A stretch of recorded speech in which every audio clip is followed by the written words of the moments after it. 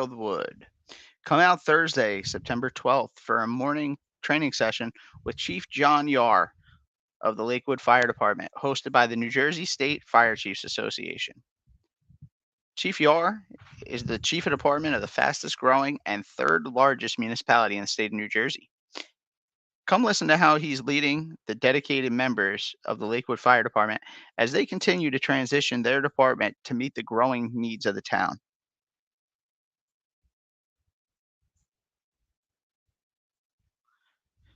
The New Jersey Deputy and Battalion Chiefs Association will be hosting their annual fire service seminar on Saturday, October 5th at the New Jersey City University. This year's speakers will include Chief Vincent Dunn, Chief Aaron Heller, Chief Anthony Avillo, among many other amazing firematic minds.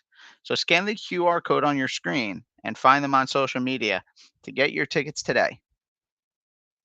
Hi, everybody. How are you? Welcome to another great episode of the New Jersey Fire Guys podcast. Tonight we have an excellent episode, run number 23, with Chief Brian Daboul of the Mine Hill Fire Rescue. Chief Brian Daboul is a 15-year member of the Mine Hill Township, New Jersey Fire Department. In his tenure at the department, Brian has served a total of 2 years as lieutenant, 2 years as captain, and 2 years as assistant chief, and now is working on his 5th year as chief of department. In addition, Brian serves as the health and safety officer for the department, responsible for the development and implementation and management of all safety programs. Brian also works full-time in the manufacturing industry since 2010 as a senior level manager with expertise in environmental health and safety management. In 2023, Brian started BGD Safety and Compliance LLC, a company aimed at providing safety program development, training, and safety consulting to emergency responders, including fire and EMS. Brian can be reached at bgdsafety@gmail.com. Without further ado,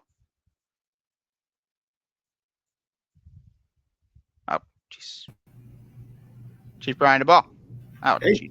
Jeez. How are you? Difficulties. I'm good. How are you? Good. Sorry about that. Some technical difficulties. All right. All right. So, where are you? Who are you from? Or where are you from? Who are you? Brian Daboul. I'm from Mine Hill Township. So, for those who don't know who that is, because it's a very small town. It's Morris County in northern New Jersey. We're right in the dead center of the county, surrounded by Dover, Randolph, Roxbury, Wharton, somewhat close to Rockaway, right off of Route 80. About 3 square miles. Been there since 2009. When I was 16, I joined. So now I'm 31 and still there. Prior to that, I lived in Parsippany. I was never on the fire department there, but I waited till I got to Mine Hill. Yeah, you gave a pretty good intro, so that pretty much all right. Well, what brought you to the fire service? Good question. So just as a kid, always loved fire trucks. I lived in Parsippany, like I said, so I was very close to District 3 on Halsey Road. They used to do open house every year. A couple of my neighbors were on, so I used to always go down there.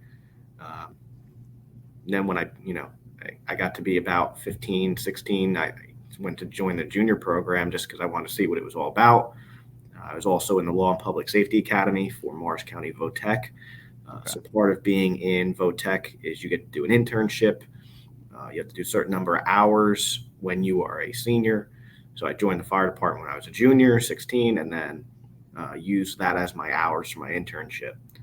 And then just, expanded from there. I don't have any family in the fire service, so it's not something that came, from there. It's just something I decided I wanted to do and pursued it.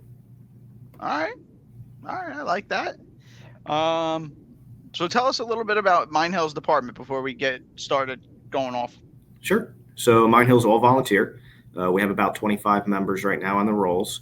We serve 3 square miles, which is all of Mine Hill Township. Have a 75-foot aerial quint.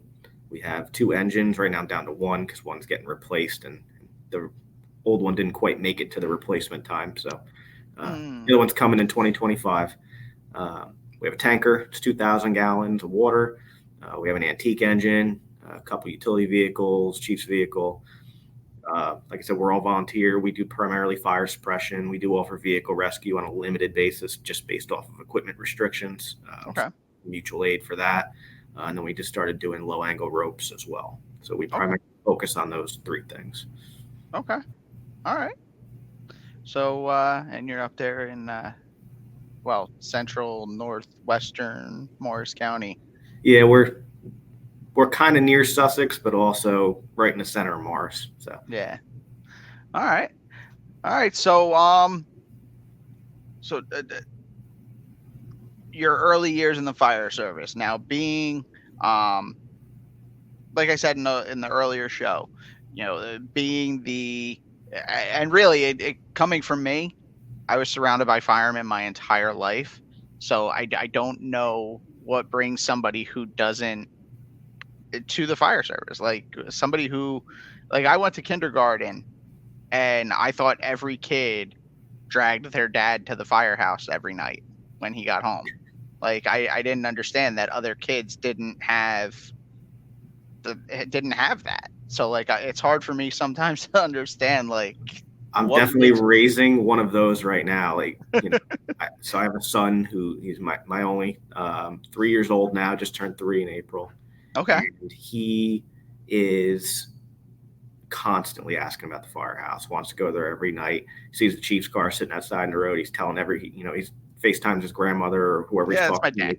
He's always talking about, daddy's fire truck. And I'm like, I don't think he understands that that's not mine all forever. He's going to be very disappointed one day. Nor do I want it forever. Yeah, no. That's a whole other conversation. But yeah, so now what do you do with the safety? Like, or let's back up actually even more. When you first got in, what was that? What was that like coming from the street with zero experience into the fire service? Like, So was it what you thought? Was it 2009 is when I started. I was 16. I went in as a junior. Actually, their meeting nights in Mine Hill are on Mondays, and my birthday happened to fall on a Monday, so I went up on my birthday. And okay? The good thing about joining a small department like that is you get a lot more hands-on attention. Back then it was a little bigger. Everybody's lost members in the last few years, but still it was a small department at under 35 people. So got a lot of hands-on time. I went through the Junior Fire Academy, which was 4 weeks straight, Morris County Fire Academy. Came out and just, when we did drills in Mine Hill, there wasn't a lot of guys to compete with. You weren't waiting your turn, so you got to do everything multiple times, and it accelerates your learning a bit. But then on the other hand, you're a lower volume department. Trying to get some of that real world experience is a little more difficult to come by because you're not getting as many runs a year, as many fires. A lot of our fires are mutual aid. I would say that we normally maybe have 1-2 fires in town per year. Okay. Except for some reason when I'm chief, we burn 5-6 times in a year. We could talk about that later, but yeah, I see the look you're giving me. By the way, I'm also an arson investigator, right? Oh, well, I have a good one to tell you about if you're interested. I probably know about it. So, we do a lot of fires in Dover and Wharton mostly. Okay. At least 4, 5, 6 times a year. So that's primarily where you end up getting your experience. You got to make mutual aid calls. As the development's going up now, we're getting a lot more in town. So we normally run about 100 calls a year. We're on track this year to do 150. Okay. Just because a few buildings went in town. So it's getting busier quickly for us. Yeah, it's crazy how that works, right? And how big did you say Mine Hill is? It's 3 square miles. Is it that big? I never. About 1.5 miles are developed. So we have a ton of open space. We have a ton of like outdoor recreational area. Okay. Unless you are familiar with Mine Hill, you won't know where it is. Yeah, because I didn't think it was that big of a. I didn't think it was that big. Yeah, and it's primarily residential. So we have all residential. We have very small amount of commercial right along Route 46. Basically, you enter Mine Hill and you pass St. Clair's Hospital in Dover, and then when you get to the Dairy Queen in Roxbury, you're out of Mine Hill. Yeah. We have a lot of residential, very small commercial, and then one big industrial complex up off of Iron Mountain Road with some pretty nasty stuff up there. Um, that's really about it. We're mostly residential. All right. All right. So you get in, obviously you started right away delving into and honing the craft and learning as much as you could.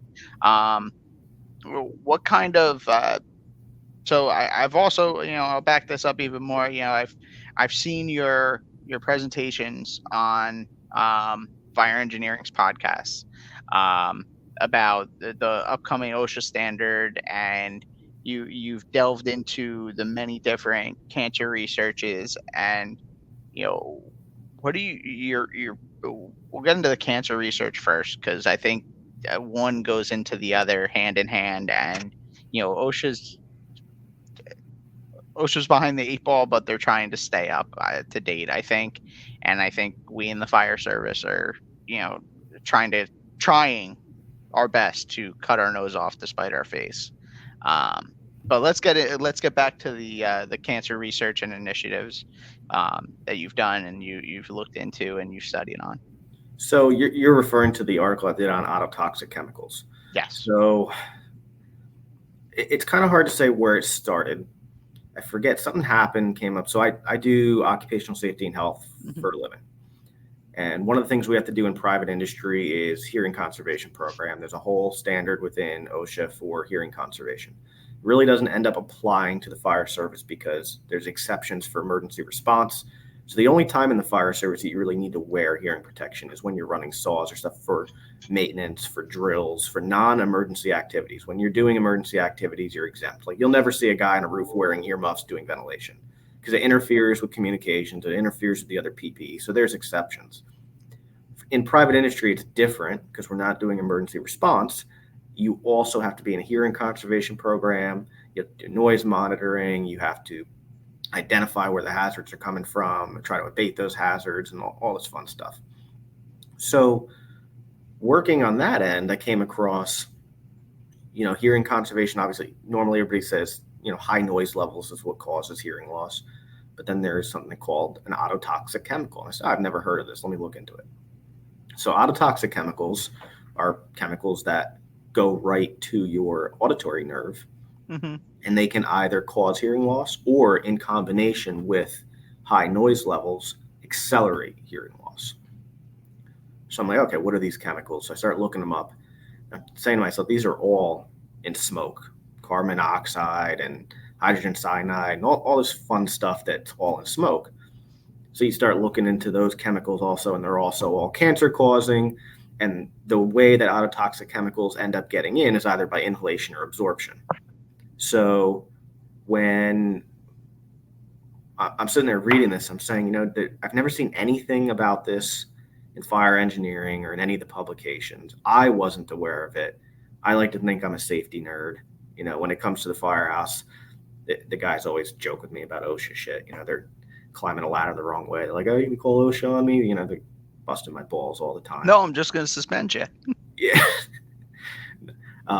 So I said, somebody needs to put this out there, put it together. So I did my research and I put an article together that came out in Fire Engineering mid last year. I forget the exact title of it, but it was about autotoxic chemicals causing hearing loss in the fire service. And I tied it all into respiratory protection and how respiratory protection keeps those chemicals from causing hearing loss. So it's critical. All these things kind of line up that, you have to have respiratory protection, not only, for the obvious reasons, but, to prevent cancer, to prevent hearing loss. And everybody's focused on the cancer portion, but they're not understanding that they're also protecting their hearing at the same time. Put this article, put it out there, and Jim Bernica, who runs APS Podcast, reached out to me. He's like, hey, let me know when you have time to talk. I want to talk about this article. And I'm like, oh, cool, got traction. So I don't know if you know him. He's out of Ohio. He's retired firefighter there. He's a health guy too. And he started telling me a story about how when he was on the job, obviously had exposures just like everybody else, and he started experiencing hearing loss.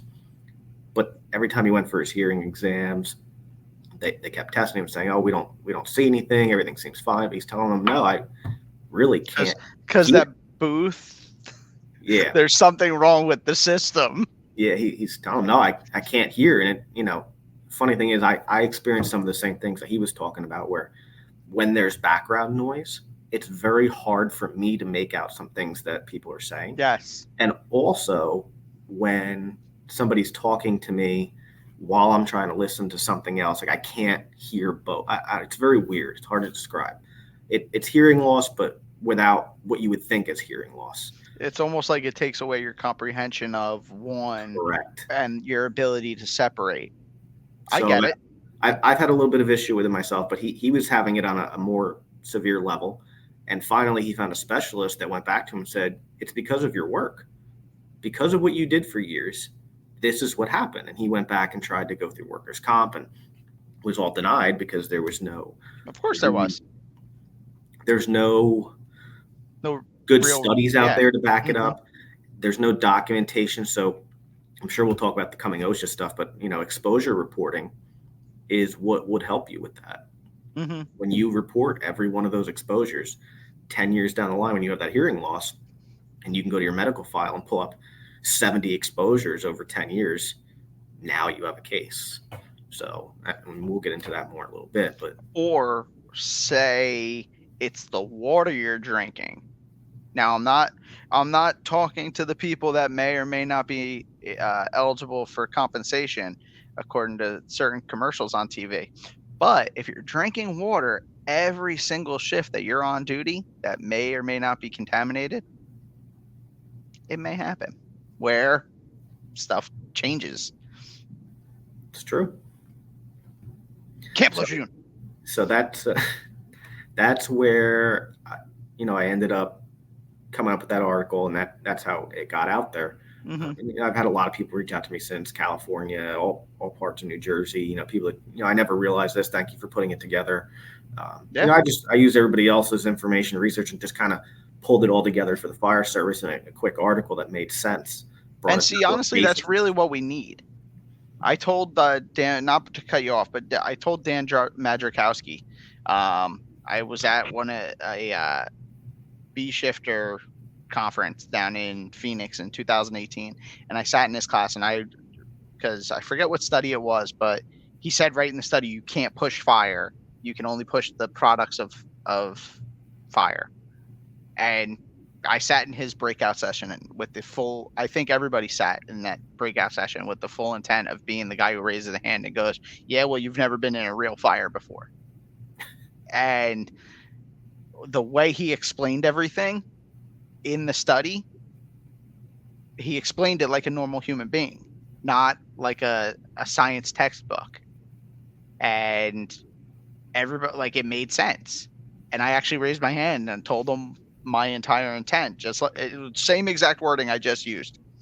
And he goes, "Well, I'm glad you were honest, because I'm pretty sure everybody else in this room was here for that exact reason too." He goes, "But I can't help what the science." I was like, "Yeah." I was like, "I understand that." I was like, "But you need to put it in fire guy speak." I was like, you're writing to scientists that are doing research for whatever. I'm like, you need to make it so that we understand it. We're tradesmen. We're not scholars.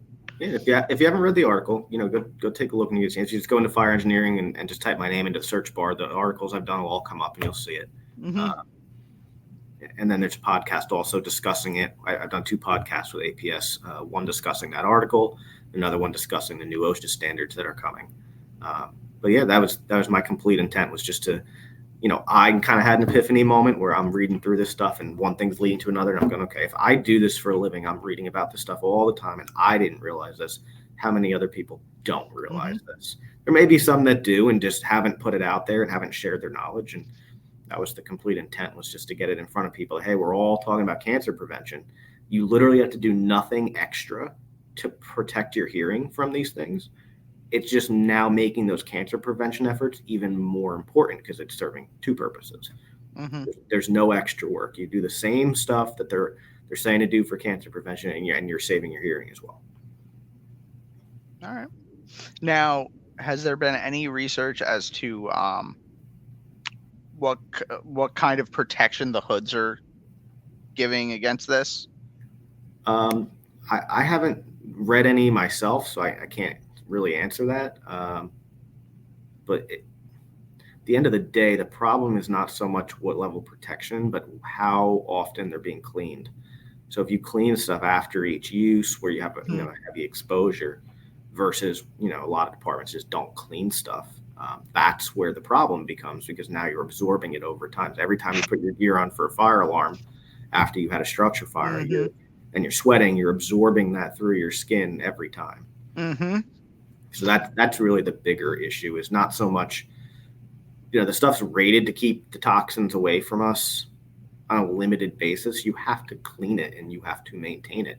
And if you're not doing that, and listen, it might be the pot calling the kettle black. We don't have a washer and dryer in my firehouse. We just don't have the funding. The town hasn't done it. So for me to clean gear, I got to take it down to Dover, Picatinny, and stand there and wait for it. So how often do you really think the guys clean their gear? With the upcoming OSHA changes, that's going to change.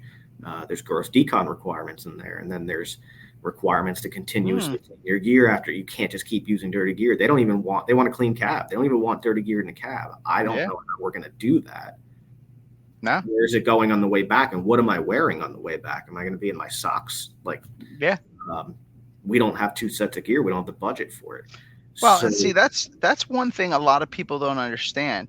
So when I was younger and a little bit more naive, obviously my father was a career firefighter. He had a different wavelength and a different level of understanding of things.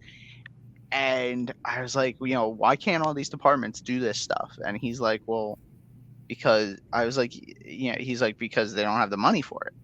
I was like, well, it's NFPA is telling us we have to do it. He goes, yes, but NFPA isn't the law.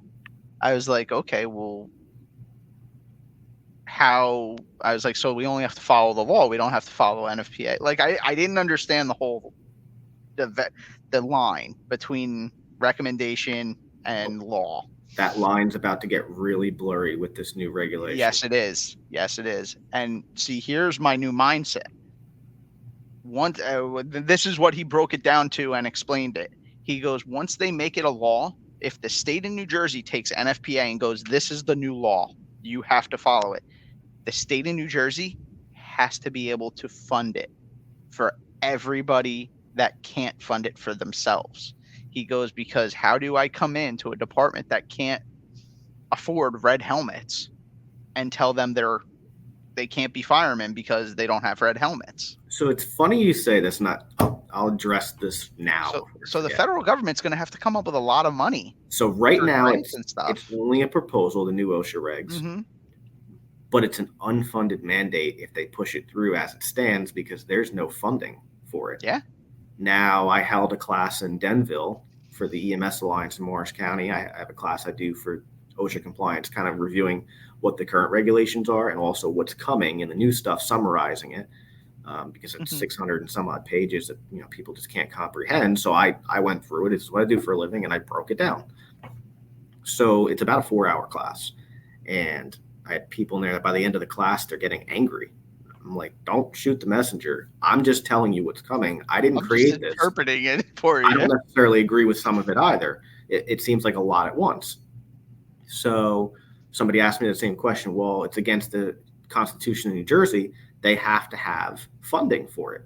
I said, you're right. But so how are you going to go hold the government accountable? There's a lot of things that on the federal and state level they're doing against the Constitution, against the law, that they're getting away with it.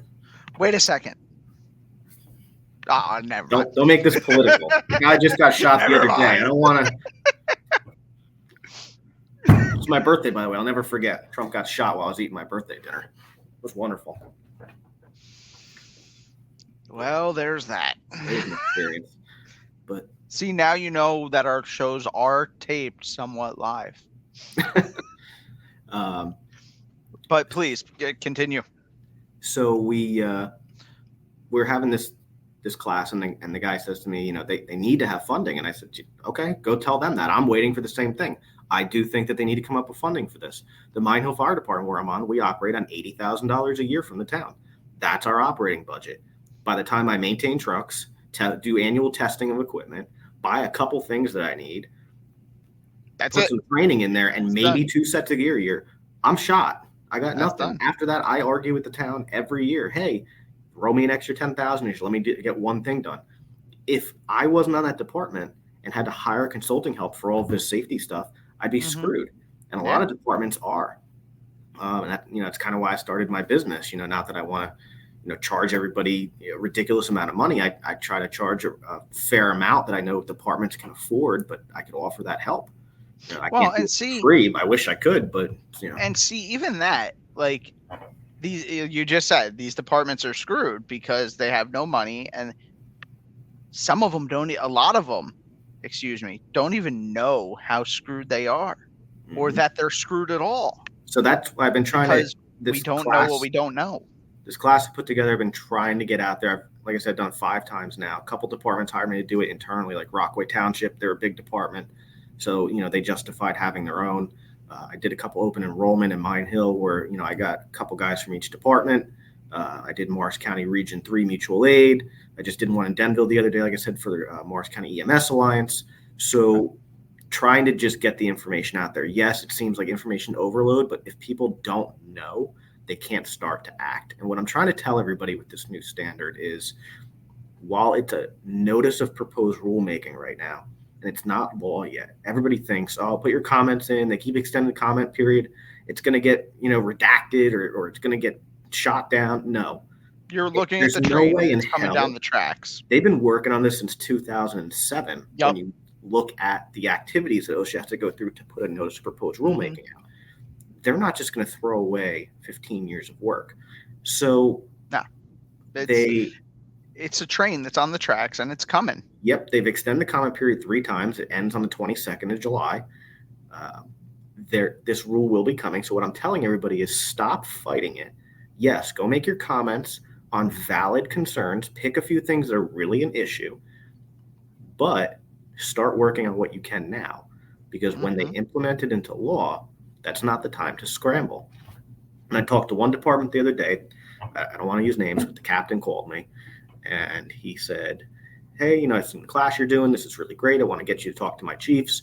Would you, have a half-hour call with them to kind of start with a direction of where we can go? And then they asked me the question, well, how much would you charge us to do all of this for us? And I said, stop right there. I'm not doing everything for you. You need to take some ownership within your fire. Like, I'm not going to run all your calls. I'm not going to run all of your trainings. I'm not going to be there holding your hand every 5 seconds. So I can help you develop programs and procedures and kind of audit where you're at, give you those gaps, give you direction. I can provide trainings here and there. You need to have somebody in each firehouse that's a subject matter expert or that we can train to become one that's going to run your program and that's going to hold everybody accountable internally. Yep. And you go, okay, let me talk to the chiefs and I'll get back to you. Never heard back, so I followed up with him a few weeks later. And he says to me, the chiefs are kind of the opinion that we're just going to wait until this happens and then see what we have to do. I said, that's a terrible idea, but respect your decision. I'll be here when you need the help. Got my phone number. Calls me the next day, and he's like, yeah, that is a terrible decision. I'm going to go talk to the council and maybe at least get you in here to do that class that you're holding, educate them, and then maybe we can start with, what we can handle ahead of time. I said, that's fine, but don't just do nothing. Yeah, exactly. That's just ignorant. Yeah. So how familiar are you with this new OSHA proposal? I've read into it. I've read the old one. I've read, the brigade standard, and I've been reading into this one. Like you said, it's enormous. And the fire brigade standard, as it's written right now, it's so old. I don't know if it's late 70s or the 80s. If you comply with what's in that text, it's actually, I think, still knee-high boots. I think it's actually station shoes. Yeah. So there's, I tell everybody, don't even go read that. It's so old. Yeah. That's why they're just replacing it. Well, and if you look at it, OSHA's regulation and oversight of the fire service today is really has nothing to do with that. It's the respiratory protection standard, excuse me. It's 2 in and 2 out for confined and ideal H atmospheres. And those are the things that we are really regulated by now. Those are things that are totally, totally going to be changed or irrelevant to the fire service now with this standard. Well, and everybody keeps bringing up, well, New Jersey's not an OSHA state. We have a state-run plan, POSH. But it's a federal law. I said you're correct. But what you don't understand is for a state to have a state-run plan, they have to, by law, adopt the federal standards at least as strict as they are by federal. They can make them more strict. And New Jersey actually has two things that they've done to go beyond federal. So the HAZCOM standard that we all know is 1910.1200, they've actually required the training to be done every 2 years in New Jersey, whereas the federal standard says at the time of hire, and then only when there's changes to the chemicals, the hazards, or the responsibilities within the plan.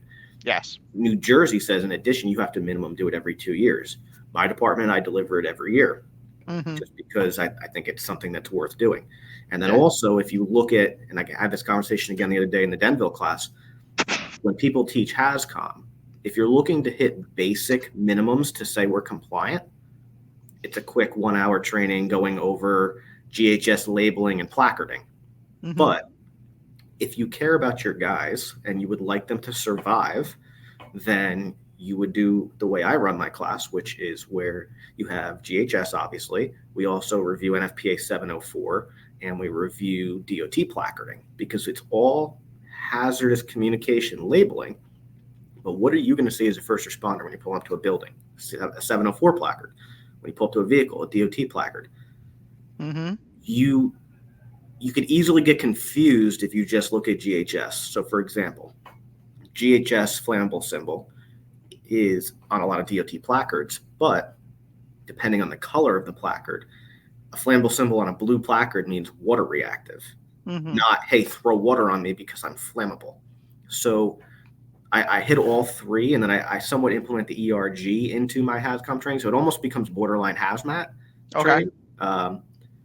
We go over everything, and then we throw up some scenarios. So when I'm driving down the highway, I'm not admitting to using my phone on the road, but you have your son take pictures of it. My 3-year-old's great at taking pictures. So when I go past these tractor trailers, sometimes I'll drive by, I'll see the placard, and I actually get in the other lane, slow down, and let it pass me again because I want to get a picture.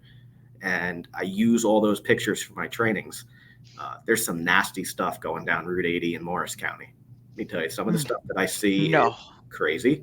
But it opens the eyes of the responders so not only you teach them, then you show them how to use the ERG, you throw up some scenarios, and then they start talking, oh, it's just, some nasty shit. And then you're like, oh yeah, I took this picture down the street.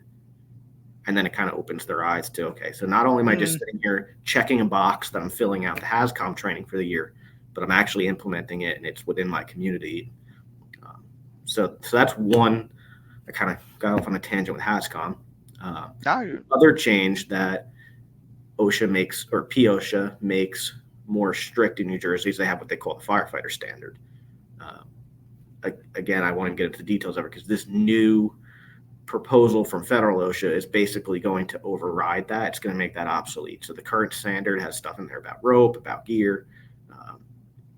The federal standard is going to way exceed it. But yeah, we have to look at, there needs to be funding for this because there's a ton of stuff. I don't know if you have questions about anything specifically that you've read.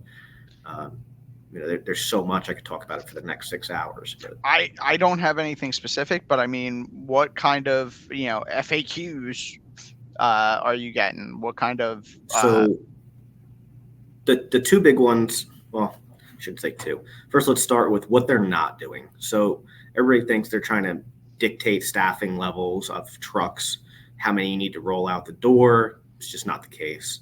They're not dictating apparatus response times. They're not dictating apparatus replacement timelines. So while NFPA still has guidance on that, those are not being incorporated by reference. There are, however, 22 NFPA standards that they're looking to incorporate by reference. 22 as they stand now. We're also in the middle of that consolidation project by NFPA, where they're consolidating down the standards from, I think it's 118 to 38 for the emergency services.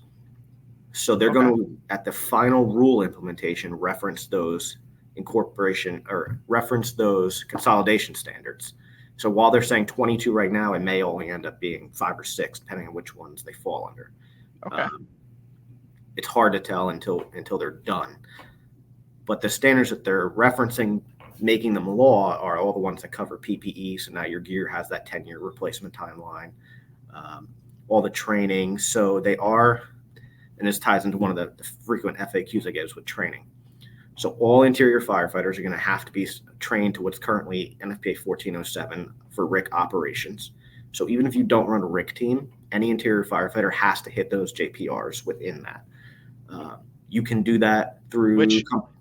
Which to me, not to cut you off, that makes sense. It does. To me, every firefighter on the fire ground should be at least able to save themselves, if not another firefighter. Correct. So, because what else are we doing? Like, the other thing that will do, now I know you're not in Morris County anymore, but the issue that we see in Morris County a lot now is, we're still 85% volunteer only, and most of the departments cannot staff a RIC team, especially during the day. So every year they do a RIC survey and they put out, hey, tell us from 6A to 6P and 6P to 6A if you can provide a RIC team. And a lot of the towns that provide RIC are only evenings. So the same couple of RIC teams are getting blown out all over the place and getting overwhelmed themselves. Yeah. We need to get away from a dedicated RIC team. I agree. 100%. Everybody being trained to that NFPA 1407 and maintaining those skills every year. Now, I just call 3 engines, 2 trucks, and maybe I say that the third due engine is automatically RIC. Or I just, hey, you're on scene. You're the next to go to work. Stand by at the front door. I'm going to have a secondary line with you. You have your hand tools, and here's the RIC, here's the RIT pack at the door. Yep. Whatever the next assignment or the need in that is, you're going. So the two things that have to happen to make it easy, at least for my community, is 1, the fire academy needs to make those skills part of Fire 1 now. Mm-hmm. And number 2, we need to get all the guys up to speed that have already gone through Fire 1. So now the Fire 2 program has a lot of RIC in it. I believe it covers all those JPRs that are at the ops level. Mm-hmm. Well, I mean, there's also some counties out there that, having their county fire marshals and county fire coordinators protocols that you can't be a RIT team unless I come out and tell you can be a RIT team. Or even more off, you can't be on a RIT team unless you come through our full weekend class or 3-week class, or, you get the ominous dominus. Like, at the end of the day, if I'm at a fire and somebody calls a mayday, am I going to go to fire jail if I grab them and pull them out of the burning building? So let me clear this up without using names or departments, or I don't know what you're talking about. Great people out there with good intentions, and I don't want to bash them. There's also some dictators out there. Yes. There is no such thing as a RIC certification. Thank you. And I'm sure a bunch of people that watch your show are going to say this guy's a real asshole for saying that, and they're going to disagree with me. Oh, no. Those people are already calling me an asshole, and we're not watching the show. That's fine. They could add me to the list. I called the Division of Fire and Safety in New Jersey myself and talked to a very nice gentleman and said, listen, I want to understand exactly what you're expecting in a training file. For Firefighter 1, obviously has to be certified instructor, lead academy, has to be NFPA 1001 compliant, which is now under 1010 as part of that consolidation program. Mm-hmm. What does DFS actually have a certification for? And what is still best practice by following NFPA? And they said anything technical rescue and RIC, there is no certification in the state of New Jersey. You go by NFPA, you hire whoever, you do your due diligence to make sure that who you're hiring knows their shit and is certified, or not certified, but trained well enough to instruct somebody else. Because I've hired people that I bring them in, I'm like, wow, I could have taught this better myself. Yeah. I thought they had the knowledge. And I've also hired people that came in and you could see the value that they provide. That's up to you as a chief or training officer to hire the right person to do that training. The state of New Jersey has nothing to say about it yet. I know they're working on it. At some point, there will be a same thing with firefighter 1 and 2, where you apply for a certification for vehicle rescue technician, collapse rescue tech, Hmm. whatever it may be. But right now, that's not the case. And when they get to that point, there will be some sort of guidance on how to grandfather people in and apply, similar to what they just did with hazmat IC. So there's no certification. What I tell everybody when they start panicking about, oh, everybody's got to go through RIC weekend, so Morris County does RIC weekend. It's a great program. I know the people that have designed it, and nothing against it, Oh, but no, it no, is no, nothing against it, but extremely physically taxing. Plus, like it's an somebody like entire myself, weekend. I have a 3-year-old now. I can't give up the whole. My wife will castrate me if I leave for the weekend like that. Well, and think about it. We're already saying It, that that the training standards and the mandatory training is too much for volunteers. Oh, they're killing the volunteer. Well, I would love to see like them spread it out where they do one module. day per week for 3 weekends to make that RIC. The Well, class but itself is great, then that's even a little bit but at because now least you're it's a taking a step in week. the right direction. Oh, absolutely. I don't. When you're talking about schedules and you're talking about people's time, I don't think there's a good answer anymore. I don't think there's one answer anymore because so many people are so spread so thin, especially in this state, trying to make ends meet. So I can tell you It's how we're going to comply in Mine Hill with the requirement for 1407. okay. We have zero RIC training other than what's in Fire 2. We just don't run RIC. We've never had the staffing for a RIC team, and we don't have the desire to be that department that gets called to 50 towns to stand there. Just my Okay. guys would be burnt out. So when we looked at this, we're going to hit those job performance requirements in multiple company level drills. So we may do some internally. We have a couple guys that know what they're doing with certain things, and then the things we don't know, we're going to outsource help. Mm-hmm. So like Northeast Squad Concepts out of I think he's Connecticut, I want to say. Great training company. I'm going to end up using him for a couple of things. Oh, Jason's great. Yeah. I gotta actually. He was actually supposed to be in this time spot.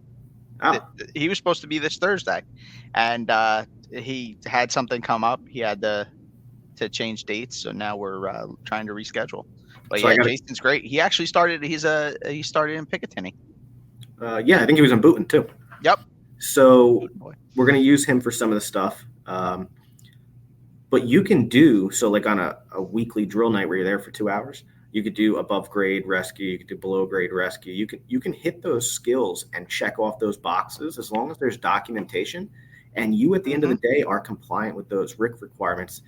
If your county thinks so, the state has the ability to, if the state comes out eventually and says you have to have a certification for RIC, just like firefighter 1, and they have an application process and things you have to do, then yes, they'll put us into a corner. But your county has zero authority to do that. I don't know. I'm not going to say too much more because I will get heated on certain subjects. But preach, because I feel the same way. It is. We have a lot of people that want to throw mandates on us and point the finger at somebody else when somebody, you're throwing, Mine Hill. I'm not picking on you. And I'm not being specific as these are your specific problems. I'm just using your town as a thing. But I'm going to come and I'm going to throw all these mandates on top of you. Well, wait a second. Can you show me where that way I can educate myself? Oh, well, I said, well, wait a second. You're the county. Are you giving me funding to do this? Are you going to give me manpower to meet this? Or are you just trying to run me out of business? And then at the end of the day, you're saying that the state's ordering it or the state's doing it and saying that the federal government's doing it. Like, if you want to have your fiefdom and be a dictator, then just be honest about it. So I question, like you said, the motives of certain things where I think it's more not coming from a good place of, hey, we want everybody to be uniform in what they're doing. because then they would make the method easy and communicate it properly. I And think there it's would be a more. meeting with all the fire Yeah. chiefs. I think it's And more trying to, in certain communities or certain counties, trying to show statistics of here's all the things that they can't do, or here's all the times they didn't comply with what we said, and here's all the times that their RIC team was short one person, in our opinion. Here's all the times it took them too long to get out, so that they can push the agenda of a county-based fire department. And I will tell you right now, the day that somebody tries to push a county-based fire department in certain communities, they will have the fight of their life on their hands, because there is a lot of individual paid departments within those counties that will fight back because it's affecting their jobs. There's a lot of towns that can't afford what they would have to put toward that. It would raise taxes, and there's still a lot of communities that have very good volunteer fire departments that are well staffed and well trained. That there will be a big fight if they try to push that. Not for, I'm not against progress, but there's a right way to do things. And see, I agree 100% that there's a right way to do things. I honestly, I think there's a better way that, we're not doing in this state. yeah, And I'm not saying about, first of all, if I'm regionalizing, this is me, this is Nick Palumbo. If I'm regionalizing 3 or 4 towns and there's still 2 volunteers in this department and 20 volunteers in this department, and I'm not throwing them out. Why am I going to get rid of free labor? But correct. 90% of calls are going to be handled by this crew that's in the building 24/7. And when the pager goes off at 9 o'clock in the morning, 12 o'clock at night, the volunteers that are available are still going to come. But those 90% of BS calls that aren't getting guys out now will get answered. I do think the next step, especially in northern New Jersey, the area that I know well, we need to start sharing services. Shared services need to become a thing. So we're already there with technical rescue, where there's one department that does high angle rope, for example. And well, in your area there is. Yes. In other areas, it's still like everything. I'm speaking to what I know, and there's still areas in New Jersey where a working fire, give me this department, and this department, and this, there's not even organized box alarms or anything like that in some areas of the state. Funny enough, that was one of the first things I did as chief in 2018. We were still at that point where you'd get there, and as the IC, you had to say, okay, I need more support. Give me this one for an engine, this one for a ladder, this one.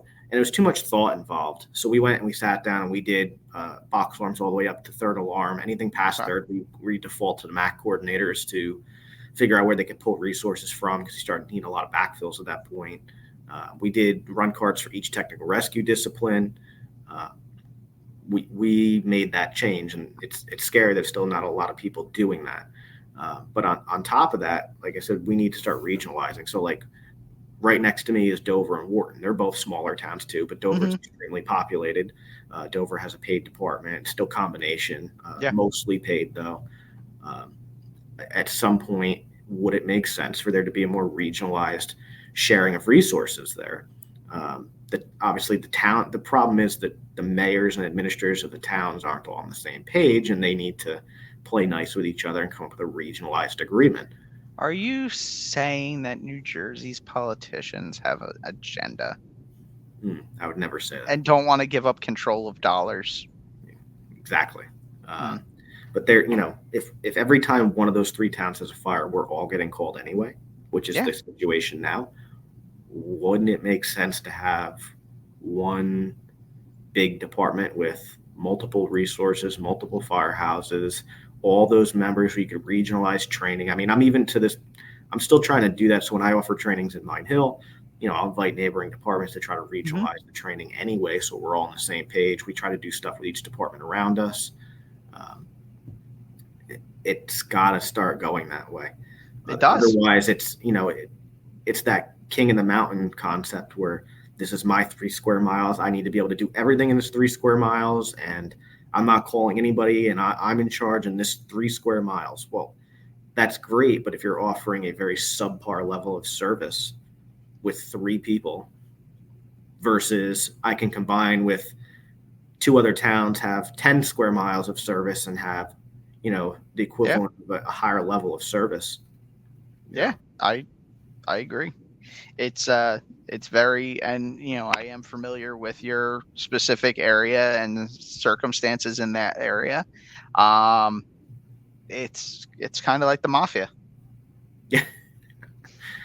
But Kind of like the mafia. yeah, I mean, but I've seen that county interference that you're talking about where, again, not against specific people. Some people are no longer there, so nobody really know who I'm talking about. But, when you still have town level fire departments and you have an incident, county is there to provide support.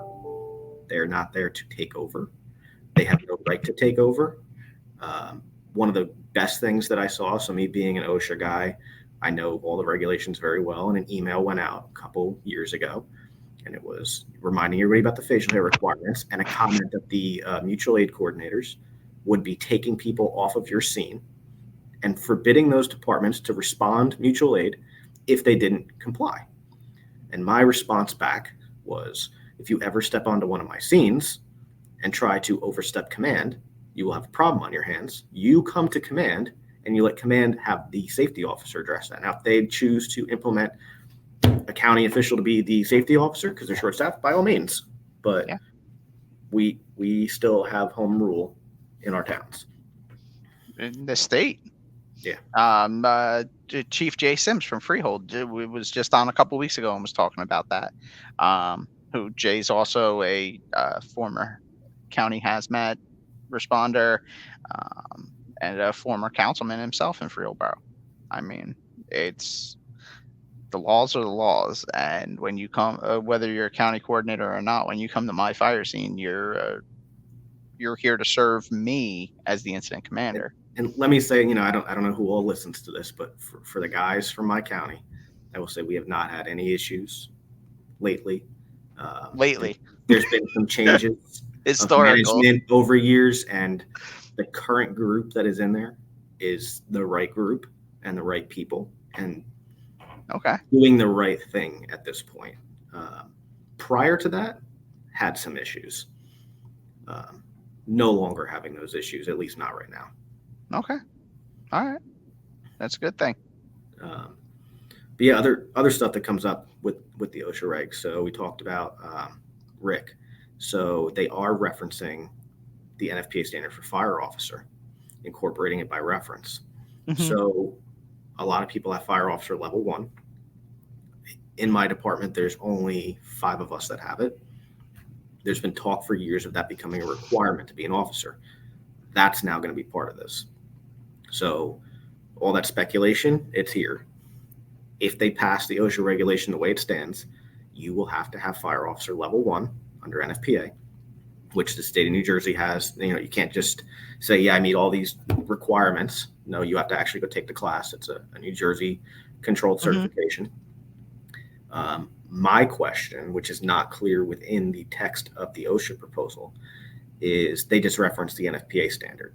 They don't reference, hey, lieutenants are going to need fire officer level 1, captains level 2, chiefs level 3. They don't spell that out. Mm-hmm. What is the minimum requirement? I believe the minimum requirement is going to be fire officer level 1. If they were to go beyond that, that would create major chaos, because not only is it a lot of time to get those certifications and you have to sequentially do them, but I don't see the course offerings anywhere. So I reached out to our mutual aid coordinator for Morris County and said, hey, could we look into doing a fire officer level 2 class now just to get moving, just in case? And he's looking into it and he's very open to it. And we're going to end up doing that in Morris County. But 3 and 4, I don't see anybody offering those classes around northern New Jersey at all. Well, see, here's the problem, especially now that New Jersey is and I mean, I say problem as in it's New Jersey. It's a us problem here in New Jersey, being new to Pro Board. There's only a handful. So when you go into the Pro Board process and the accreditation process, so if you get Officer 1 and you're an instructor, you have to have your Officer 1 for 1 year prior to being eligible to teach Officer 1. Correct. So now translate that to Officer 2, Officer 3, Officer 4. And now the theory behind that, because you're in the world as much as I'm in the world. I could have God of Fire level 3, but if I have no idea, like if I'm not doing God of Fire type stuff, how am I qualified to do that job? The theory behind the whole 1 year process was he's going to have it. He's going to have our firefighter. He's going to be working in that for a year, gaining the experience necessary and the understanding of the material to teach the material, which experience that's not is always very the case. different depending on the volume of runs you're on. That's not always the case. So here's the other issue with Fire Officer 1 underneath NFPA. So when I took it, there was not all these prerequisite requirements. Now, to take Fire Officer 1, you need to have Firefighter 2, you need to have Fire Instructor level 1, you need to have strategy and tactics, building construction, incident size. There's a bunch of prerequisites that for you to do them, you actually are probably a 5-year endeavor with the timelines and the wait periods to be able to even get to Fire Officer level 1. Well, see, and here's the thing, though. New Jersey is the one that's introducing those 24-hour and 12-hour building construction and tactics and stuff. New Jersey's Jersey's doing that to get Fire Officer 1. So I've had my Fire Officer Fire Officer 1 since 2013 or 14, just because of the nature of who I work for. Turn around, I went to so now New Jersey's a pro board state. I send my pro board certification. They say, no. You need all these other classes. I'm like, whoa. Yep. That's not how pro board works. So then one of my chiefs, former chief of mine, sends in his Officer 1, Officer 2, Officer 3, Officer 4. And the state goes, no, we're not recognizing all these. He goes, that's the whole point of pro board, is I have my pro board. You have your pro board seal. You recognize my pro board certs. Well, no. Like, you're not supposed to be throwing more challenges at me. This is the whole point, is it goes, it's a nationally recognized thing. So let me ease the pain, though, for the OSHA side. So when it comes to OSHA, when they come in to do an audit, or POSH, I should say, is going to be the one doing the audit in New Jersey. If they say, okay, you're the chief, we want to see Fire Officer level 2 for you, whatever the requirement would be. If you could produce training documentation from a legitimate source, all the stuff the state is saying doesn't matter to them. They are looking that you have that training and certification somewhere. This other stuff, yes, the state is going to be a pain and you have to comply with the state as well. But when it comes to an OSHA audit, that's not going to tie you up with OSHA. So it's really two different things. But yeah, so you took Fire Officer 1 right around the same time I took it. We probably missed each other by one class. I don't know where you did it. Did you do it in Morris County? No. Okay. So I did it through work. Yeah, so we did it right around the same time. Did you really get much out of that class?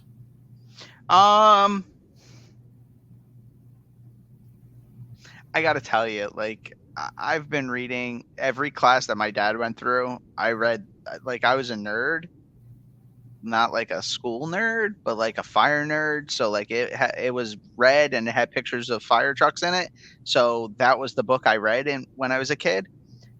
It was all old news to me. So if you look at the job performance requirements in NFPA for fire officers 1, 2, 3, and 4, it is very HR and personnel management based. So yes, there's content value there, but it's not anything to do with tactics. Strategy. No, not at all. It does not make you a better fire officer. It makes you a better personnel manager. Think about, so I'm sure you've read Engine Company, a report from Engine 82. Have you ever read Bob Farrell's book, The Warriors? No, I have not had the chance yet. All right. So he talks about Captain Bob Farrell when he was a firefighter. John O'Hagan, who ended up becoming FDNY's youngest fire chief slash and served as fire chief of department and commissioner at the same time, taught him how to pass the civil service test for a lieutenant. Think about the job of a first level supervisor in the fire service. What is the difference between you and the guy carrying the nozzle or the guy cutting the hole in the roof? What's the difference between you and him? The only difference is you're his boss. The only difference is that HR part of you're no longer the bottom of the barrel. You're the guy who needs to run the bottom of the barrel. And you need to be able to deal with these guys at a higher level, and you need to be able to run these guys. So if you think about it, having Fire 2, having Instructor 1, because now as an officer, you also, as a company level officer, you also need to run your training for your company, whether it's a volunteer, whether it's career. You're the one who's signing the training sheets, inspections in the career environment. You're the one doing the prevention inspections. You're the one doing the pre-plans. In the volunteer world, when you go on a fire alarm, you need to be able to have a basic knowledge of, wait a second, something's not right here. This is a huge building. It's 4 stories and there's not a single fire exit, or the power was out and there wasn't a single, things like that. The company officer needs to be able to know and notice. Whereas the boots on the ground firefighter, as long as my boss told me it's okay, it's okay. Let me tell you the way that my mentality in Mine Hill. So like I said, we're a small volunteer department. Oh, no. I don't use volunteer as an excuse. So one of the best things I see now is everybody was screaming volunteers and paid are the same thing. There's no difference. But as soon as OSHA came out, oh my God, the volunteer should be exempt. We should be different standards. I said, this is the unions trying to kill us. Sound like idiots. You have no idea how bad this looks. Which way do you want to fight this fight? Said you got what you wanted. You are equal now. Get ready, boys, because you're going to be doing all this. Mm-hmm. So when I hold our trainings, the guys sometimes get pissed. They're like, why are we going through this level of detail? So for example, tonight, our drill nights are Mondays. I just bought a new gas meter. It's our first meter that goes between ppm and LEL for combustible gas. We've always run off of 4 gas meters that only read an LEL. What'd you get? What's it for? GT. Okay. And we have all the others are BW techs from Honeywell, yellows. Mm-hmm. So they operate very differently. I pulled the manual before we even got the meter. So the meter came in this Saturday. We're going to put it into service tonight. Before we put it into service, we're going to have a 3-hour conversation tonight on everything about all those meters, how they operate, how to calibrate them, how to use them, the operating parameters. They're all very different when you actually look at the manuals. Yeah, very. And these guys sometimes want to rip my head off because it's right about 9 o'clock and they want to go home. I'm like, I have a half hour more than you can leave. But then 3-4 weeks later, we'll have a call and I'll catch them. How's this thing working? Well, no, not even. So they learned more than they thought, didn't think it was important at the time. And then when they're standing there and they look at me and they say, okay, well, what does this reading mean? And I started explaining to them, well, that, when we went over this and I talked about this, trying to tie it all together for them, they start to realize the value of that training. Yeah. There's other departments that would get a new gas meter and throw it on the truck and say, I'll figure it out. Yep. With these coming OSHA regs, and anytime you have an OSHA audit or POSH audit, training is probably one of the biggest things that they look at. They want to see the material that you're delivering is adequate. They want to see the people delivering the training are well versed in it. They want to see the frequency of training. They want to see that you're hitting certain minimums and that everything that you're expected to do, you're well trained on and you're constantly. So for example, low angle, we just brought somebody in and we did our initial low angle training in March. And then last month I held a refresher night and went over the same thing. And the guys were all saying, I don't understand why we're doing this again. We just did this, but then half of them couldn't remember certain things. I said, this is why we're going to do it 4 times a year. Like, for example, confined space. OSHA says minimum 1 drill per year, actually implementing the skills. To me, nothing should be less than quarterly. Everything is quarterly, if not more, so you can maintain that proficiency. So I kind of hold our guys to a higher level standard. Sometimes it's annoying to them. Our training schedule is made in January through December. We make minor changes throughout the year as things come up, but Yeah. the departments, they don't even know what they're doing until it comes that night. They're going to have a problem. They need to change the way that they think. Yep. You can die as easily as a volunteer as you can a paid guy. Yeah. And then, for example, you were on Picatinny for years. Half the fire, well, I shouldn't say half, almost every fire in my area, us, Dover, Wharton, Picatinny, you got 2 volunteer departments and 2 paid. We're all in the same fire. What's the difference? There's zero difference. I honestly, there was a lot of times where the one in the background, I went into that building with Alan Bell from Dover, and the next second one second I was in this door with a guy from Picatinny, the next second I was up these stairs with a guy from Dover, the next second I was around the corner in that bucket. And well, and you know what, I will say that fire you're talking about, that's probably the closest call any of our guys have ever had to being killed on a fire, because all of our guys were running that master stream right where that ladder's sitting in front of the building, and I was standing there behind my guys, and the building started to come down. And I started screaming at my chief because I'm watching the parapet wiggle like this. And I started screaming at my chief, get them out of there, get them out of there. So and there was I will tell you what, when I was in that bucket and the wall came down and I couldn't see under the bucket, I thought 6 or 7 guys were dead. So our deck gun that was sitting on a portable base was covered. There was 3 of our guys, including my wife, who's a member on our department. I will tell you. Oh, there you got the picture. We had 2 guys that went to the rehab bus, and I've never seen them that shaken in their life. Their blood pressure was through the roof. They had to sit there for a good half hour before they could go back to work because their life flashed before their eyes, and they never thought they'd see the day that a building came down in front of them like that, but it happened. There it is. Better picture of it. Yep. That was not a good day. And that, when we came around so the initial line you were talking about earlier before the show, we were talking about CJ Dickinson and Battalion Chief Dickinson from Picatinny. He was with me at that fire, and Steve Schatzel from now retired from Picatinny. He was our captain that day. Rich Gallo, who's now down at the Joint Base. We walked in, and that was the weirdest thing I've ever experienced in my life. We got off the truck, and there was smoke from a window down the block. There was smoke on the 3rd floor from a window right here. Everything else was clear. And then you walked in, and the restaurant was clear. And then probably 3 minutes later, me and CJ are coming out because the situation is deteriorating rapidly in that restaurant. And the whole block is just nothing but smoke down to the ground. And I want to say Sperry, JP Sperry, was at the corner of Blackwell and South Morris or South Warren, and he was calling us. We made it around this corner, and we saw the Blackwell Street side, and all the storefronts were pushing out already. So did you ever see the picture from Mill Pond Towers after that incident? Somebody up on the 7th floor of Mill Pond took a picture right around probably the time you guys were getting there. The fire was blowing out the back of the building in the alleyway. Yes. Going up the building. So from the street. So I saw that when we came in off of 15.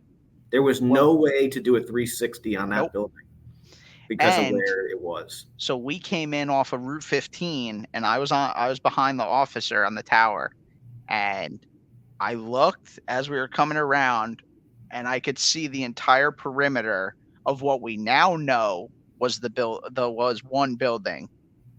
But at the time, we thought it was everybody. Even Kevin Casco, who grew up in Dover, said he thought that was multiple different buildings. And then because of the facades. I don't know the right terminology, but you could see. So those buildings are all very old. It's a very historic street. The way that building collapsed, it's those timbers that have pockets into the concrete. I can't remember the terminology right now. Mortise and tenon. Yeah. Just the way it collapsed. If you had known how it was built, you would have expected it. Yes, exactly. hmm It had fire cuts, and it was very, very telltale for platform legacy construction. But yeah, we came around that corner, and I was like, wow, this is more than just a basement fire. But then the night before that, I was on duty because I was on a 72 actually, and I remember hearing them go out to a fire alarm at 11:30 at night, 11:30 ish at night, the night before this fire came in, and they went to the basement of Pop's Deli for a smoke detector activation. Went unfounded. Well, come to find out that over the years, when they were cutting up that building because the building was the size of that block originally, and as they were cutting it up, so whatever they did in the basement, they put one ceiling down after the building was constructed. So then when they came in and cut up the building into different addresses, essentially, they only went from the basement ceiling to the floor. So what I think happened is some kind of fire or anomaly happens in Pop's Deli in that back corner of the restaurant. It sets off a smoke detector head, or it burns through the smoke detector, smoke alarm cord. That's what gets that 11 o'clock alarm. Now, from then on, you had fire running the entire basement and going up those walls all night long. And it just took until 3 o'clock in the afternoon for the smoke to break loose and somebody to see it. It's very possible. Because that was very advanced. That was a very, very advanced fire when we pulled up. Before we went live, I was talking to you about we kind of had deja vu there the other day. So that building is now a gravel parking lot. It is. We didn't do too good there. It's probably a couple months ago at this point. Dover had another fire. Came in as an activated fire alarm, pulled up. There's smoke pushing out of the building directly across the street from that. Mm-hmm. Same type of building, same large brick building with multiple spaces in it. They only had a couple guys on shift because they also had an EMS call going. And the parking lot of this building ended up being the command post. So luckily that one didn't collapse. That was a much better ending. It was contained to the basement. Much better. Your old crew did a great job. I got there right about the same time as them, and I have a lot of good things to say about Picatinny. They have a great bunch of guys. Great bunch of guys. Left there because I had to do what I had to do, and things happen.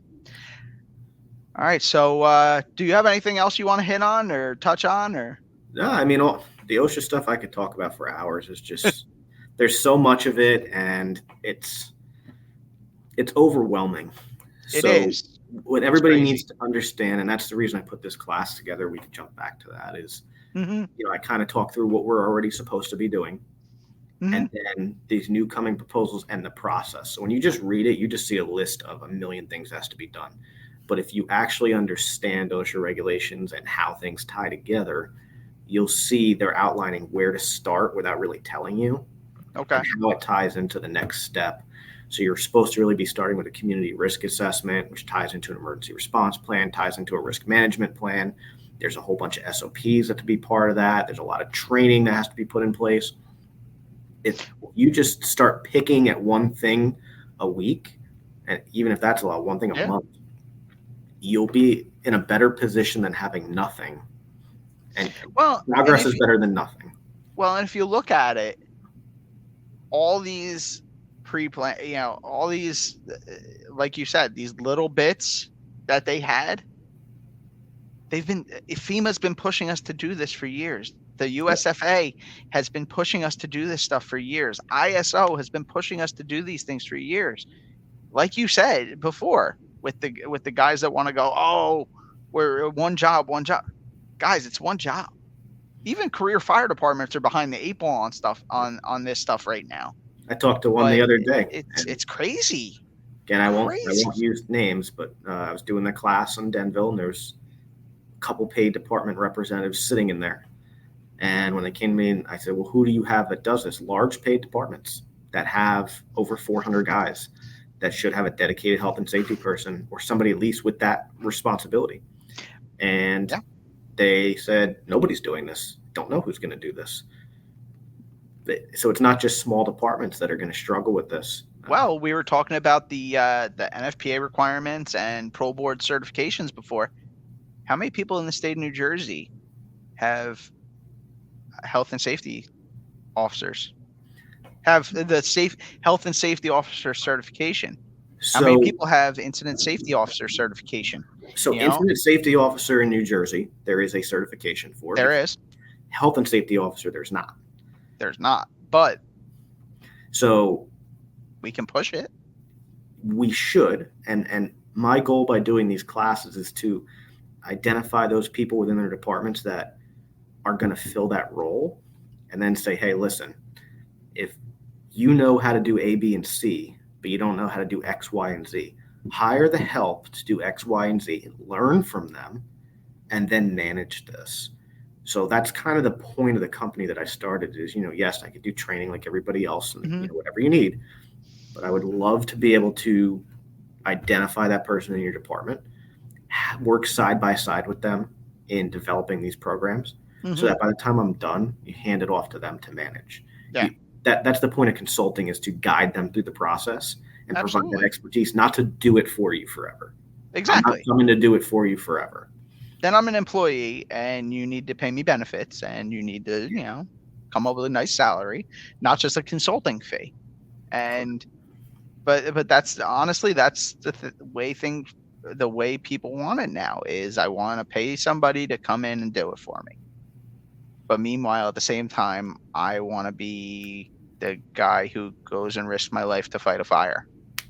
I don't One of the get, like we say we want the hardest, most dangerous job in the world, but then we want to take shortcuts for it. I'll give you two things that'll blow your mind. When I did this class, there were two things that people complained about the most: the exposure reporting. So anytime you're exposed to 15 times a year or more combustibles or byproducts of combustibles, they want you enrolled in an NFPA 1582 equivalent medical surveillance program. Absolutely. Yes, that's not something like Mine Hill does. We just don't have the budget.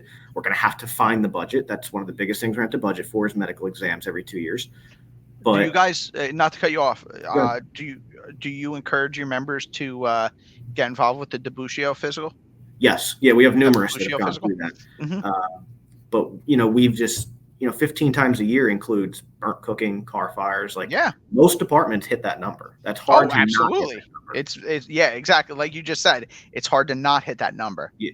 So when I brought that up, people were like, oh my God, after every time I'm exposed to combustibles, I have to fill out a piece of paper and put it in my medical file for my own benefit in the future, so that when I'm sick, I have proof. How dare they do that? And I was like, are you kidding me? This is for your benefit. You can't fill out a piece of paper. So for us, let's say we have 5 structure fires a year, 5 car fires. 10 times a year, you can't fill out a piece of paper for a minute. The other thing that people surprisingly came up, so out of all the SOPs, OSHA says their wording is you have to have an SOP for each situation you reasonably expect to encounter. That is broadly vague on purpose, so that when you have an incident and you don't have an SOP for it, they can nail you. So they want you having all these SOPs. So there's a general list. You got to have one for ventilation, for forcible entry, all the common stuff. Then they outline specific ones they want you to have SOPs for: handling flammable gas emergencies, flammable liquid emergencies, down power lines. Then there's certain SOPs. They actually outline what content has to be in there. So the one is for driving of apparatus. They want you to have in there how you're going to handle approaching stop signs, red lights, railroad crossings. When I said railroad crossings, 3 or 4 people, their heads almost exploded. And they were like, what do you mean we have to stop at railroad crossings? Like, yes, you should be doing that now. Oh my God, that's ridiculous. And if that's the holdup for people, you're behind in the times already. I mean, I couldn't believe that was an issue to certain people. Yeah. But that's what people are freaking out about, is stuff like that.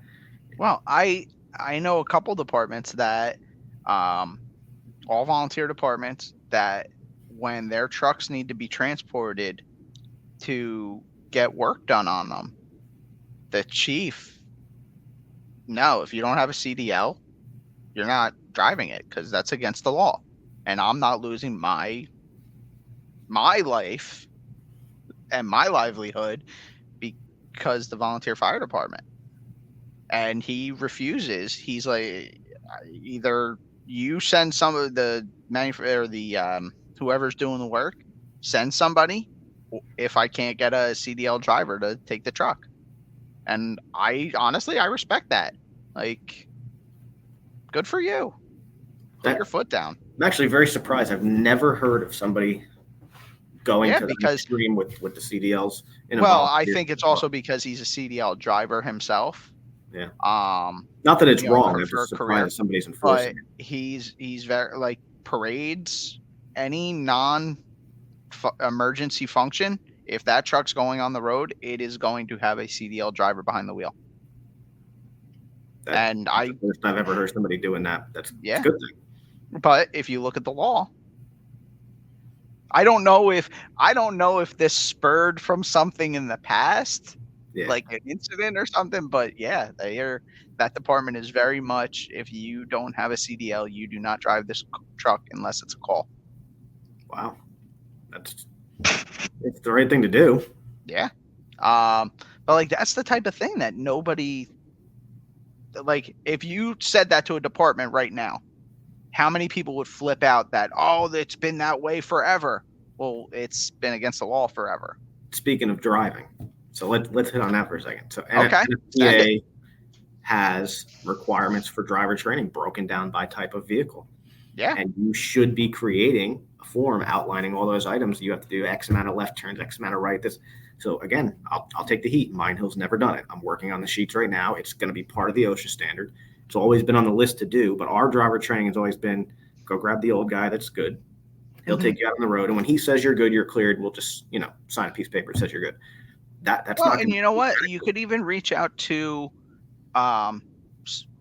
certain mutual aid partners that may have task books for their drivers, for their acting officers.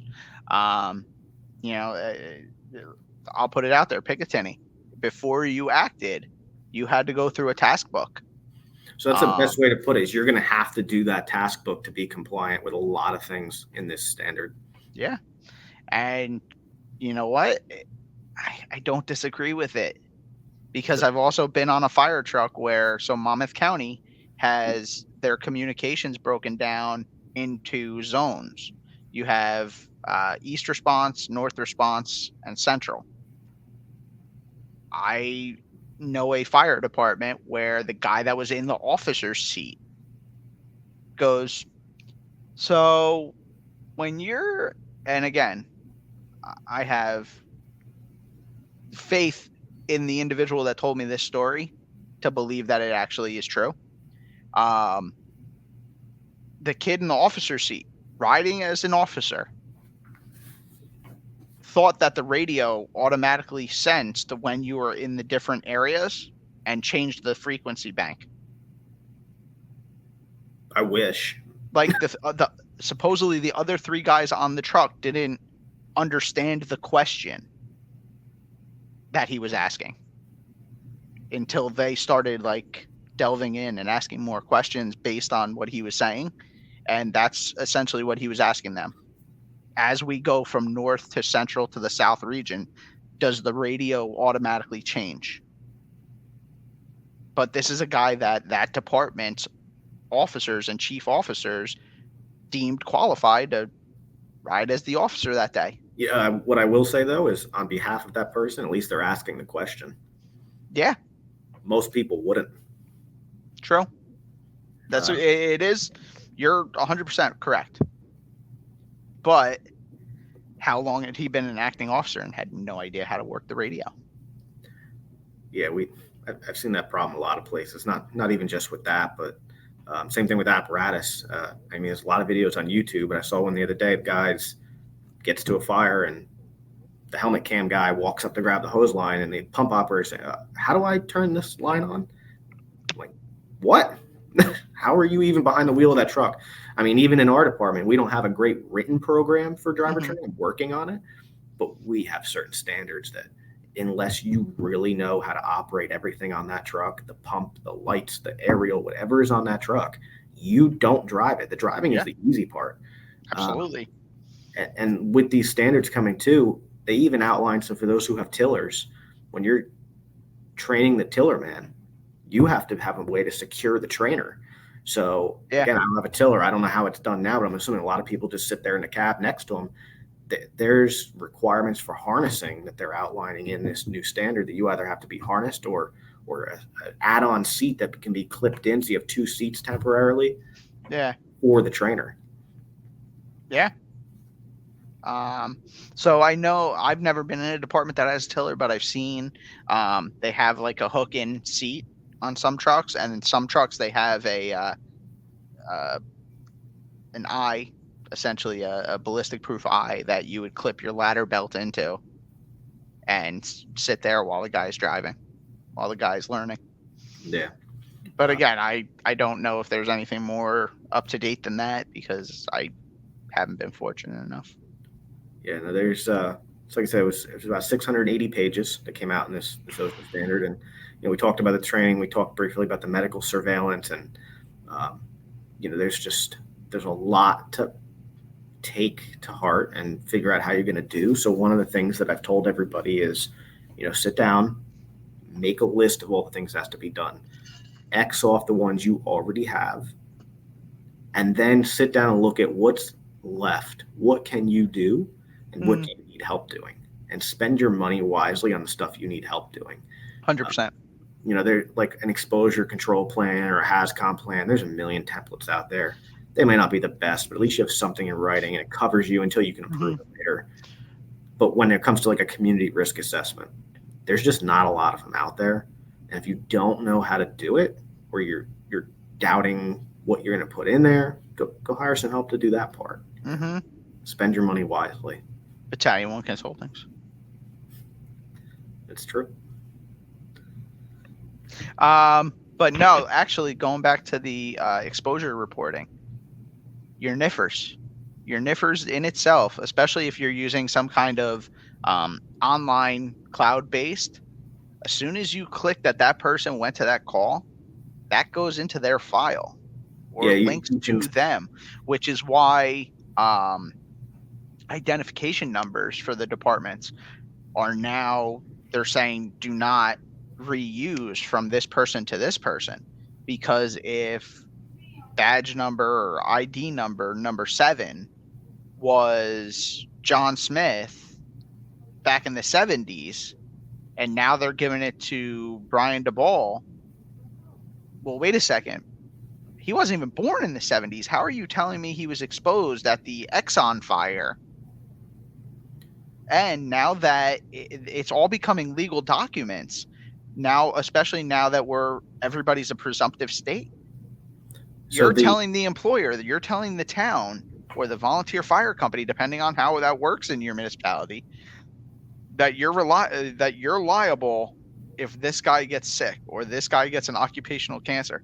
Well, workers' comp is going to want proof that they were exposed. They're going to want to go through that person's file and go, wait a second. Oh, yeah.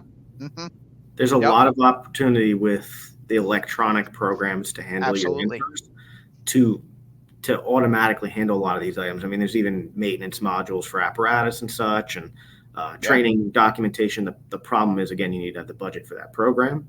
The problem I'm having right now, we use emergency reporting. I don't know how familiar you are with that whole debacle. They've screwed us so damn hard. It's not even funny. They screwed everybody. We're one of the first departments in Morris County to have Rover Mobile, which is now also owned by emergency reporting. Okay. And we're trying to look at other programs right now, just because they took a great product and they screwed it up. And then I don't know what their problem is, but I talked to a department out in Sussex County not too long ago that is still doing paper NIFRs. That's how far behind they are on budget. NIFRs is almost gone. What is it? January 1st, we're going to NIRS. Yep. They're still doing paper.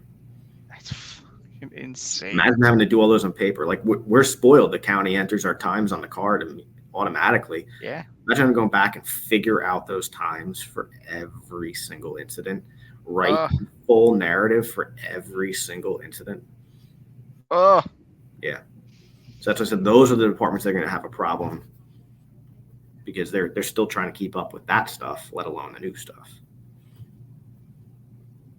It's a shame. It's a shame. Yeah. All right. So if you got nothing else, we'll get into the Jersey questions and then. Sure, go right. for it. All right. Dun dun dun dun. Is it pork roll or Taylor ham? It's always been Taylor ham for me. All right. All right. Yeah, you were in Picatinny long enough. I'm sure you understand that. Yeah, I used to get in that argument all the time. Best pizza. I don't know if I'm going to get shot for this, but so the company I work for, our corporate office is in Tarrytown, New York. Okay. And I have never found better pizza than the place in Tarrytown, New York. Well, what's the name of the place? I don't have it on hand. I'm building a database. That I'll get it question's to you building after. a database for me. I'll find the address. I know where it is, but I don't know the name. All right. All right. Do you go down the beach or you go down the shore? Sure. And what beach? Actually, we don't go that often. We end up going down for Fireman's Convention to Wildwood, and Okay. that's really the only time of year I end up down there. We like going to Florida a lot now. All right. Where about in Florida? The Newport Richey area. Okay. On the West Coast. So we have some family down there. Nice. Very nice. Does Central Jersey really exist? I mean, you're on the other side of a screen, so you can't hit me. So I'll say no. I know you live there, so you're going to not like that one. In a way, it does. But I don't know. To me, anything south of Middlesex ends up being, like South Jersey to me. Moving right along. At this point, I don't even see north and south. It's all counties to me. All right. I gotcha. Who are some of your mentors? Or were some of your mentors? So I'll say when I joined Mine Hill, I remember Scott Surzan, who's no longer there. I don't know if you were around when he was around. Down in Virginia now, paid firefighter down in Virginia. Taught me a lot. Was the guy that, I was 16, joined as a junior. I didn't have a car. So either I was walking home or, that was the guy driving me home. Yeah. That person taught me a lot. I would say it was really that one. A lot of the people that I've learned from, surprisingly, are all online. I could say I haven't had a lot of mentors in person. I don't know if that's a good thing or a bad thing. But a lot of the people that put content up online. Okay. All right. Proudest achievement on the job? So I will say our health and safety program in Mine Hill. So, that's what I do for a living. And in 2017, we had somebody, Jerry Coviello was our chief. I was captain, and his one thing that he wanted done that year was we need to get SOPs in place.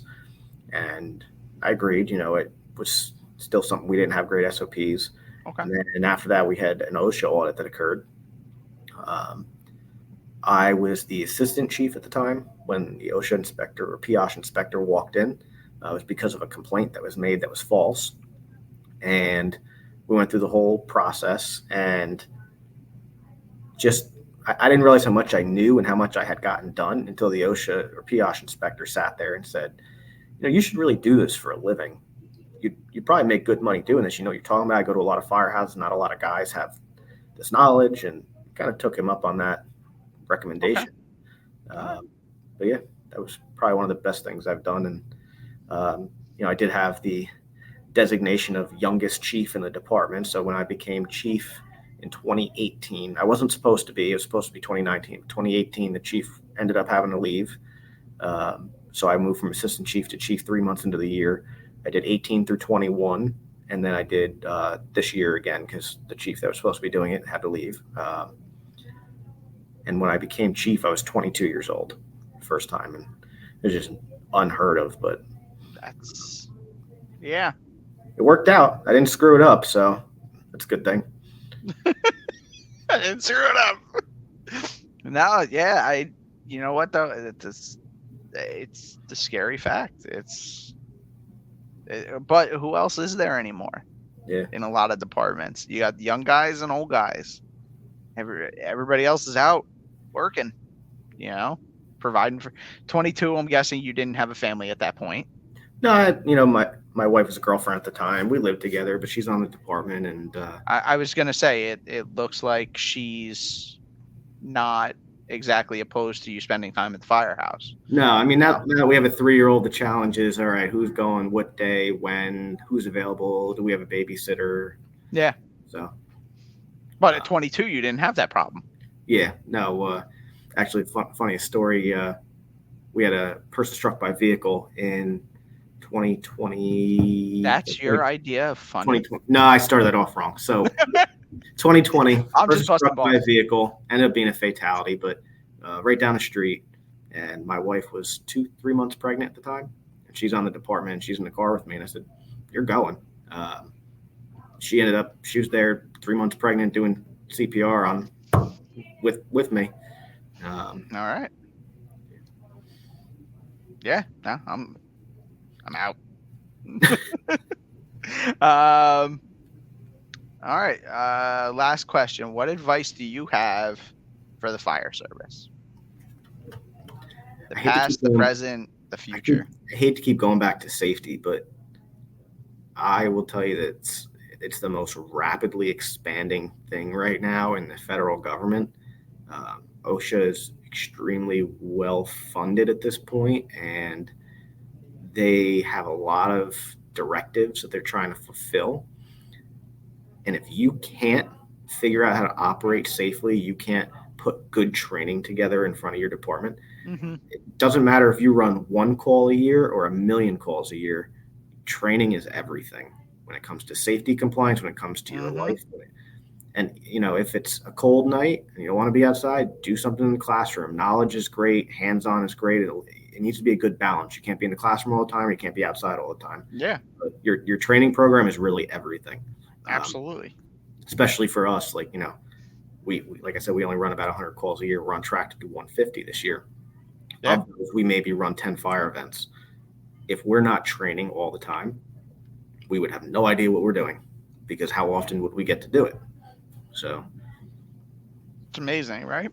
Yeah. But from the OSHA standpoint, I kind of get that. Like, if I come in to do a spot check, prove to me you're ready for the incident.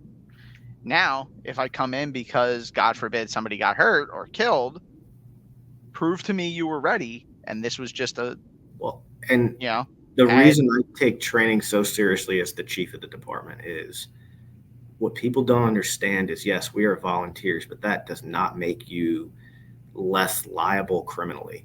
You're still my employee. Do not train the guys properly. Somebody gets killed, whether it be one of my guys or a member of the public, there's going to be a lawsuit. There's going to be a big investigation. Mm-hmm. Look at what's happening right now with the Newark shipboard firefighter. They are in every firehouse that responded to that scene, not just Newark. I talked to guys the other day that they went mutual aid to that call.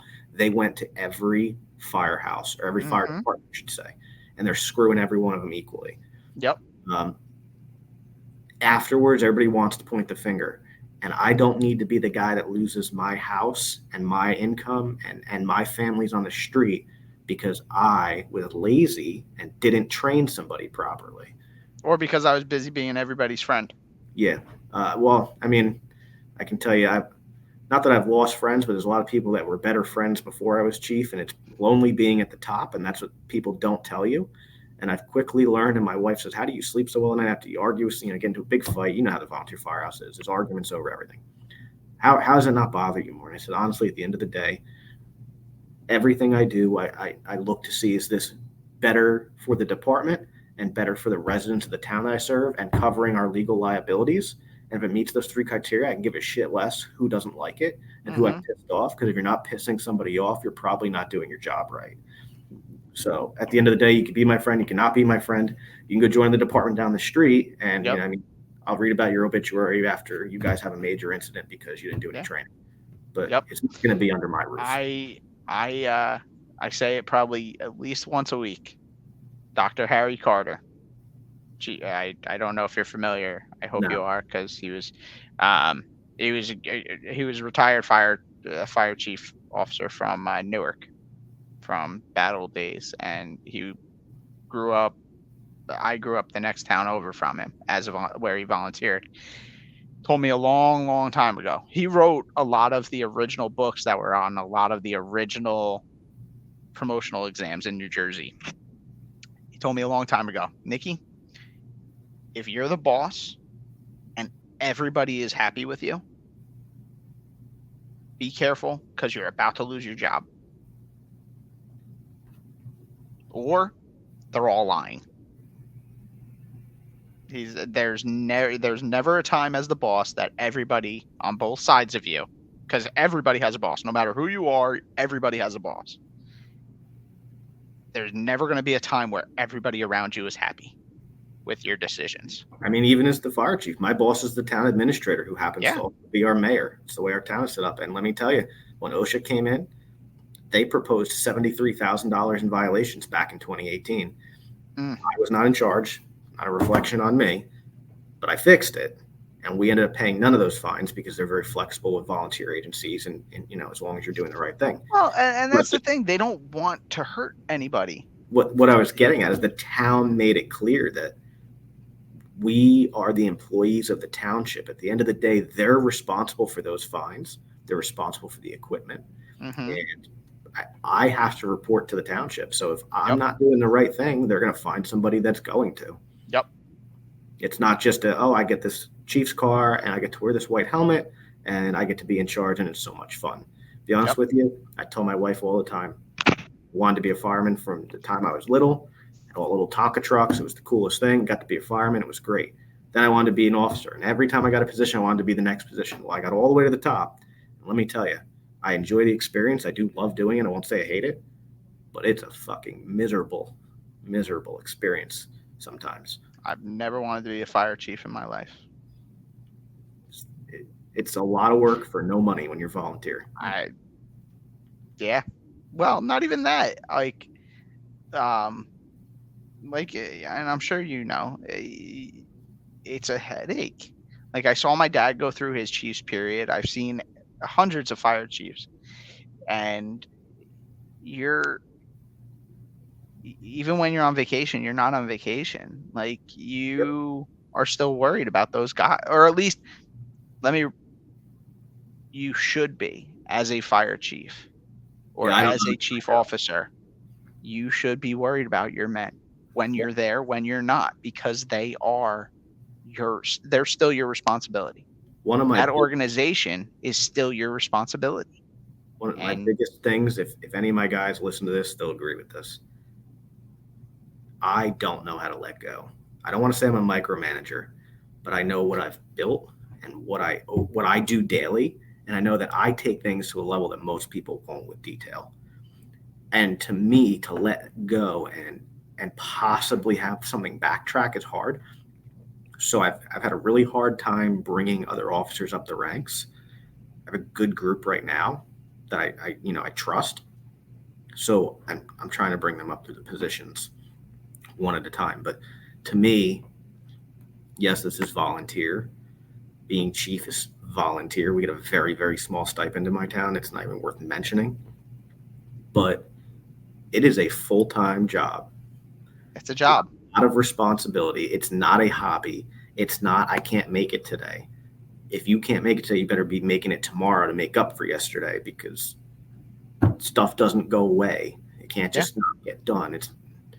So to me, I have a difficult time when I see people with that mentality of, if you have that mentality, I will never willingly turn something over to you because I don't want to see it get screwed up. I'd rather get blue in the face and have a heart attack and know that it was done right. I agree 100%. And honestly, that's probably the biggest reason why, because my idea of what it should look like and what it should be is why I never want that position. Yep. Is because it will eat at me. Like, if it's in the career setting, I'll never be home, and that's not fair to the family. If it's in the volunteer setting, I'm going to make a lot of enemies because nobody's going to be happy with me. One of the biggest things that I did, and when you said past accomplishments, I should have brought this up. Shoot it. This is going to piss a lot of people off. We had alcohol in the firehouse still on tap, beer behind a bar, and there was a group that sat there and drank every day at 3 o'clock, like clockwork. They weren't getting on the truck. We didn't have an issue with that. Then why is the fire company now? This is 18-year-old me bringing this out.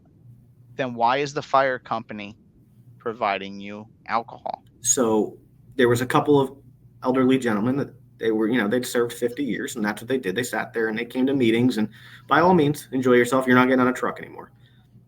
But there was a couple of people that were of responding age and interior, and I said to them, okay, so you say you're not going to get on the truck, but so now I put you through all this training.